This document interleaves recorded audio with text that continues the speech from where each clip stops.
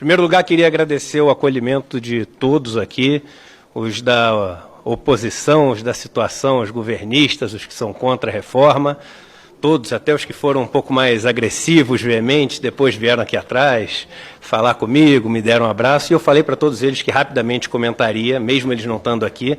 Eu gosto de falar, olhando no olho das pessoas que falaram comigo, eu sempre fui uma pessoa de papo reto na minha vida.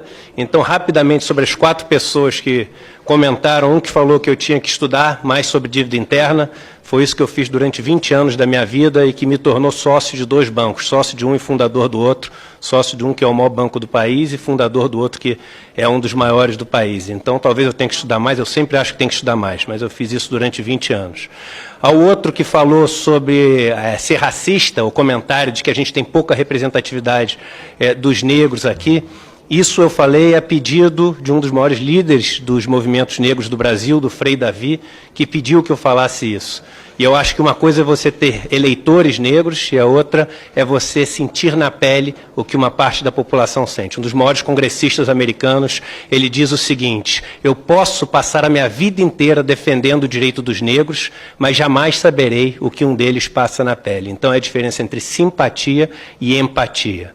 Em relação ao terceiro comentário de eu ser marxista, eu não vou responder, mas eu acho que isso me faz uma figura super heterogênea, né? Um ex-banqueiro marxista, isso me faz uma figura meio diferente. E eu, em relação ao comentário do Giovanni Cherini, e aí eu gostaria de começar respondendo as perguntas, ele fala uma coisa muito interessante, que é preciso ficar muito clara para todo mundo. Todos nós aqui fizemos apresentações, o Pedro, o Paulo, eu e o Fagnani, onde a gente mostra o seguinte: olha, tem essas pessoas que ganham aposentadorias enormes, aí a gente mostra o legislativo, aí mostra o executivo, mostra os políticos, não sei o quê, a gente fala, isso é uma injustiça porque isso está sendo financiado pelos pobres. Então tem uma pergunta muito simples, que é a seguinte: por que a gente vai mexer com os pobres? Não tem o menor sentido isso.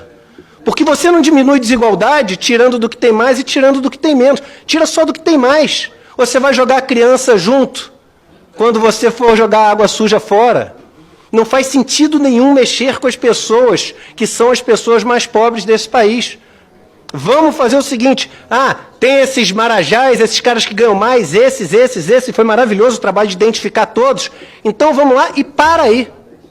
Não precisa ir além um ponto, e se não me engano é um deputado da base governista que falou isso, uma opinião com a qual eu concordo completamente.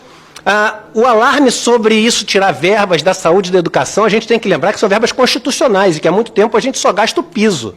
Então elas não estão sob risco se a gente cumprir a Constituição, que é outro ponto importante. Outra coisa é o seguinte: a gente fala que eu gasto, parece que o dinheiro some. Depois que pagou da Previdência, o pessoal rasgou aquelas notas e ele sumiu. O senhor deputado acabou de falar isso.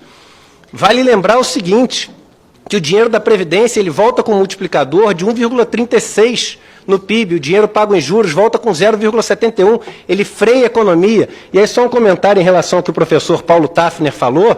Quando a gente mexe na carga tributária, não mexe na carga tributária, mas muda a alocação dos tributos, se você tira tributos de quem paga bens e serviços, isso vira consumo na veia, porque a maior parte das pessoas que pagam isso são os pobres. Eles não poupam. E se você transfere esses tributos para a renda, é um dinheiro que fica parado, poupado, e que não vira consumo. Então, apesar de você não mudar a carga tributária, você muda o consumo, e o consumo é responsável por 2/3 do PIB no Brasil.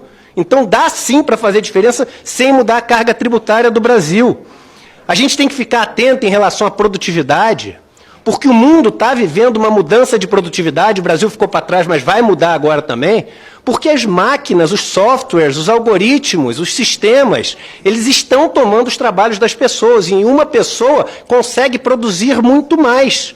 Só que esse dinheiro não está indo para a renda. Desde 1980, nos Estados Unidos, um estudo mostra que, apesar da produtividade ter explodido, a renda per capita das pessoas que trabalham sem cargos de gerência na produção não mudou absolutamente nada. Isso foi tudo para o lucro das pessoas que são as donas, que eu não posso usar mais o dono dos meios de produção, senão vamos chamar de marxista, mas o dono das empresas. Os donos dos bancos, aliás, é engraçado, que reclamou que eu falei que os meios de produção são concentrados e depois reclamou que os bancos são concentrados no Brasil. Ou seja, falou a mesma coisa que eu.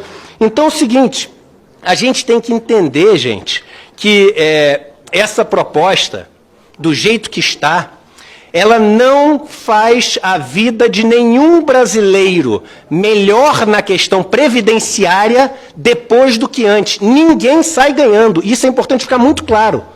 Porque muitas pessoas que são mais pobres no Brasil, elas estão achando que a situação delas vai melhorar. E não melhora nem para aqueles que a alíquota baixa, porque ele tem que contribuir por mais 5 anos.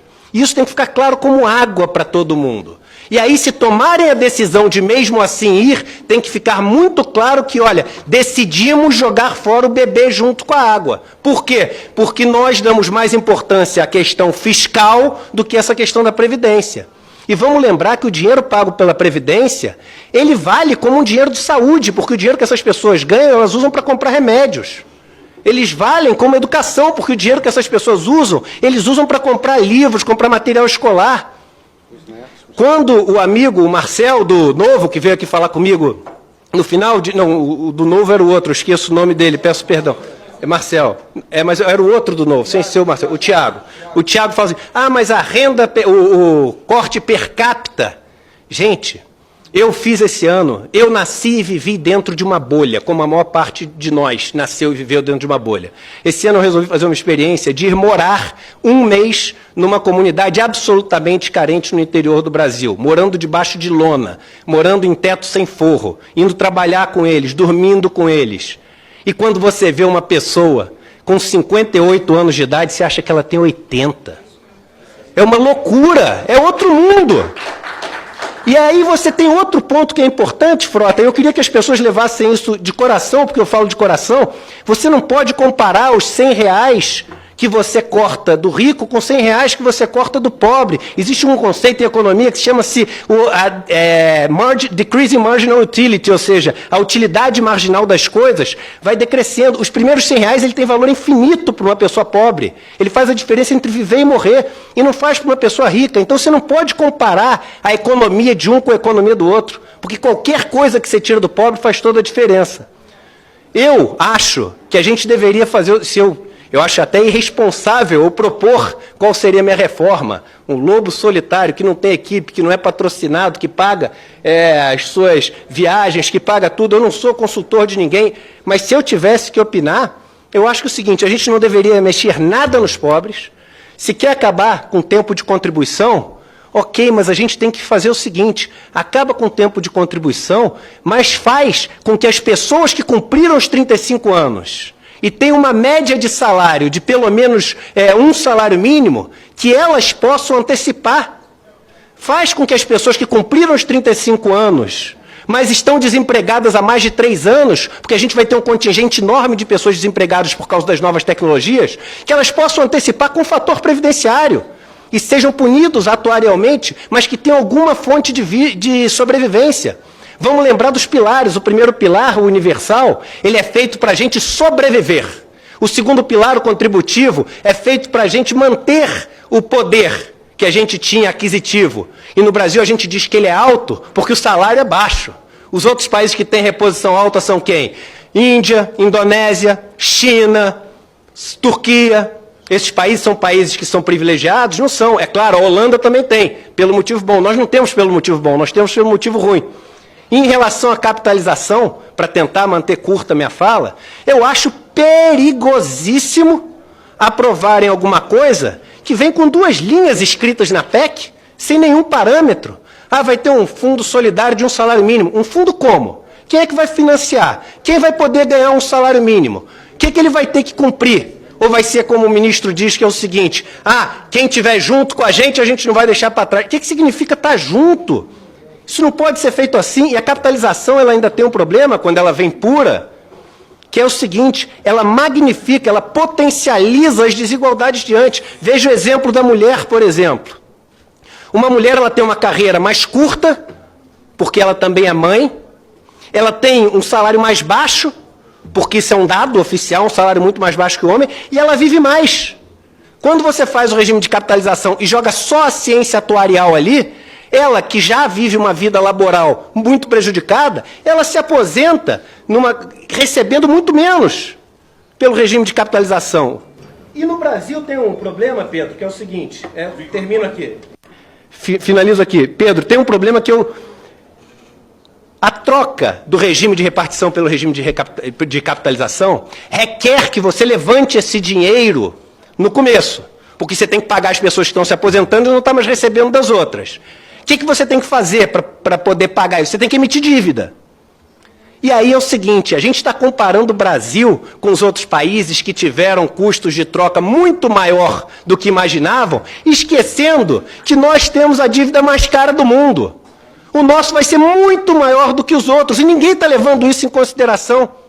Então, finalizando aqui a minha fala, eu digo o seguinte, que não mexamos em nada com as pessoas mais pobres, que combatamos os privilégios, que sejamos mais ainda rigorosos do que o governo, em vez de cobrar uma alíquota acima dos 39 mil de 22, não sei quantos por cento, que a gente não permita que ninguém ganhe acima do teto constitucional, que vai fazer uma economia muito maior, e que se a gente resolver acabar com o tempo de contribuição, que a gente acabe, porque realmente hoje em dia existem muitas pessoas que têm 55, 60 anos de idade e têm capacidade de trabalhar e deveriam continuar trabalhando. Mas existe também um Brasil que a maioria de nós, infelizmente, não conhece. E essas pessoas, depois de trabalharem 35 anos, quando conseguem, são pessoas que passaram o prazo de validade, passaram a sua garantia e que hoje deveriam receber de volta o mínimo de dignidade para poder sobreviver na sua velhice. É isso que eu tinha para falar. Obrigado.